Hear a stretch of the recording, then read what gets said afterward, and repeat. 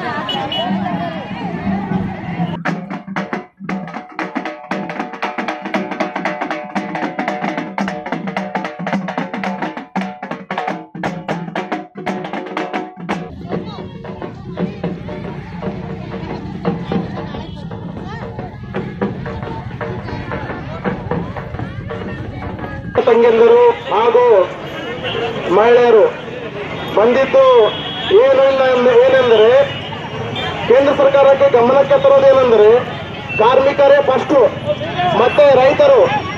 ಅವರಿಂದಲೇ ನಮ್ಗೆಲ್ಲ ನಮ್ಮ ದೇಶವನ್ನ ನಡೀತಿರೋದೇ ಕಾರ್ಮಿಕರು. ಕೆಎಸ್ಆರ್ಟಿಸಿ ನೌಕರರು ಕೂಡ ಇವತ್ತು ಅವರಿಗೆ ಹಲವಾರು ಬೇಡಿಕೆಗಳಿವೆ. ಬಿಎಸ್ಎನ್ ನೌಕರರು ಕೂಡ ಬೇಡಿಕೆಗಳಿವೆ.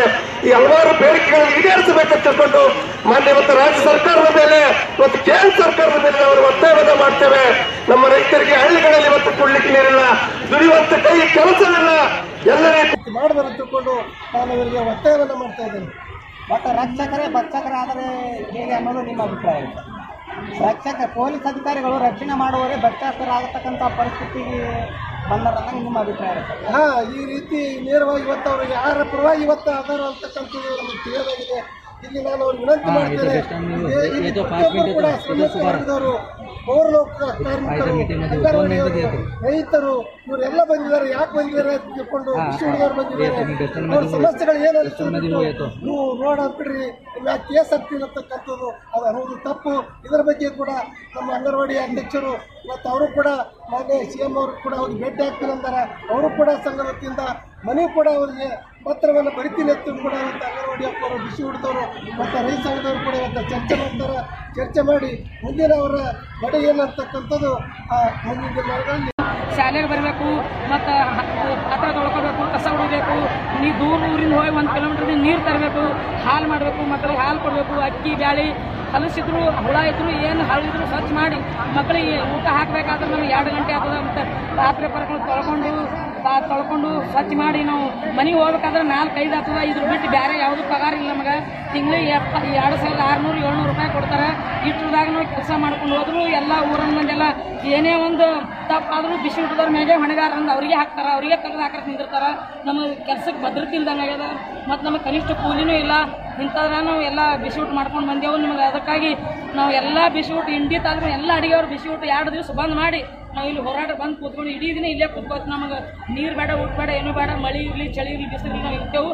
ಆದರೆ ನಮಗೆ ಕೇಂದ್ರ ಸರ್ಕಾರ ನಮ್ಮ ಹೋರಾಟಕ್ಕೆ ಮಣಿದು 18,000 ಕನಿಷ್ಠ ಕೂಲಿ ಕೊಡಬೇಕು, ಖಾಯಂ ಮಾಡಬೇಕು ಅಂತ, ನಮ್ಮ ಸಮಾನ ಕೆಲಸಕ್ಕೆ ಸಮಾನ ವೇತನ ಕೊಡಬೇಕು, ಮತ್ತು ಕಾರ್ಮಿಕರ ಕಾನೂನು ತಿದ್ದುಪಡಿ ಮಾಡಬಾರ್ದು ಅಂತ ಇಟ್ಟು 2 ದಿವಸ 8-9 ರಾಜ್ಯದ ಕರೆಯ ಮೇರೆಗೆ ಇವತ್ತು ನಾಳೆ ನಾವು ಇಲ್ಲೇ ಬಸ್ ಸ್ಟ್ಯಾಂಡ್ದಲ್ಲಿ ಉಳಿದುಕೊಂಡು ಇವರಿಗೆಲ್ಲರಿಗೂ ಇವತ್ತು ಊಟ ಬೇಡ, ನೀರು ಬೇಡ, ಏನೂ ಬೇಡ, ಆದರೆ ಜೀವನ ಪರ್ಯಂತ 18,000 ವೇತನ ಕೊಡಲೇಬೇಕು. ಈ ಹಠಕ್ಕಾಗಿ ಮಹಿಳೆಯರೆಲ್ಲರೂ ತಮ್ಮ ಮಕ್ಕಳು, ಅಂಗವಿಕಲರು, ಗಂಡಂದಿರನ್ನು ಬಿಟ್ಟು ಇವತ್ತು ಮನೆಯಲ್ಲಿ ಕುಡುಕ ಗಂಡಂದಿರಿದ್ದಾರೆ, ಮರಣ ಹೊಂದಿದ ವಿಧವೆಯರಿದ್ದಾರೆ.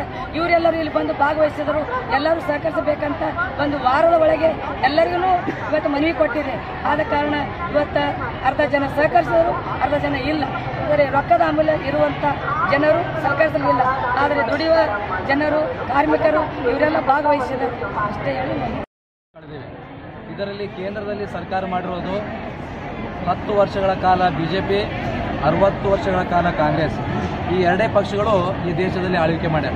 ಇವತ್ತು ಕಾರ್ಮಿಕರು ಪದೇ ಪದೇ ಹೋರಾಟ ಮಾಡ್ತಾ ಇರೋದು ಯಾಕೆ ಮಾಡ್ತಾರೆ ಅನ್ನೋಂಥ ಒಂದು ಪ್ರಶ್ನೆ. ಒಂದು ವೇಳೆ ಕೇಂದ್ರದ ಜವಾಬ್ದಾರಿಯುತವಾದಂಥ ಸರ್ಕಾರಗಳು ಇವರ ಒಂದು ಸಮಸ್ಯೆಗಳಿಗೆ ಸ್ಪಂದನೆ ಮಾಡಿದ್ರೆ ಹೋರಾಟ ಮಾಡುವಂಥದ್ದು, ಬಂದ್ ಮಾಡುವಂಥದ್ದು ಅವಶ್ಯಕತೆ ಇರಲ್ಲ. ಎಲ್ಲೋ ಒಂದು ಕಡೆ ಚುನಾವಣೆಗಳಲ್ಲಿ ಗೆದ್ದು ನಾನು ಕರ್ನಾಟಕ ರಾಜ್ಯ ಗ್ರಾಮ ಪಂಚಾಯತಿ ನೌಕರರ ಸಂಘ CITC ರಾಜ್ಯ ಸಮಿತಿ ಬೆಂಗಳೂರು ಸದಸ್ಯನಾಗಿದ್ದು ಹಾಗೂ ಇಂಡಿ ತಾಲೂಕಾ ಅಧ್ಯಕ್ಷನಾಗಿದ್ದು ನಮ್ಮ ಗ್ರಾಮ ಪಂಚಾಯತಿ ನೌಕರರು 44 ಬೇಡಿಕೆಗಳನ್ನು ವಿರೋಧಿಸಿ ಹಾಗೂ 12,000 ವೇತನ ಕನಿಷ್ಠ ವೇತನ ಆಗಬೇಕು ಮತ್ತು ನಿರಂತರ ಸುದ್ದಿಗಾಗಿ ನೋಡ್ತಾ ಇರಿ B News Nation Kannada. B News Nation Kannada latest ನ್ಯೂಸ್ಗಳನ್ನು ನಿಮ್ಮ ಮೊಬೈಲಿನಲ್ಲಿ ನೋಡಲು ಯೂಟ್ಯೂಬ್ನಲ್ಲಿ ಬಿ ನ್ಯೂಸ್ ನೇಷನ್ ಕನ್ನಡ ಎಂದು ಟೈಪ್ ಮಾಡಿ, ಸಬ್ಸ್ಕ್ರೈಬ್ ಮಾಡಿ, ಬೆಲ್ ಐಕಾನ್ ಪ್ರೆಸ್ ಮಾಡುವುದರ ಮೂಲಕ ಲೇಟೆಸ್ಟ್ ನ್ಯೂಸ್ಗಳನ್ನು ನೋಡಬಹುದು.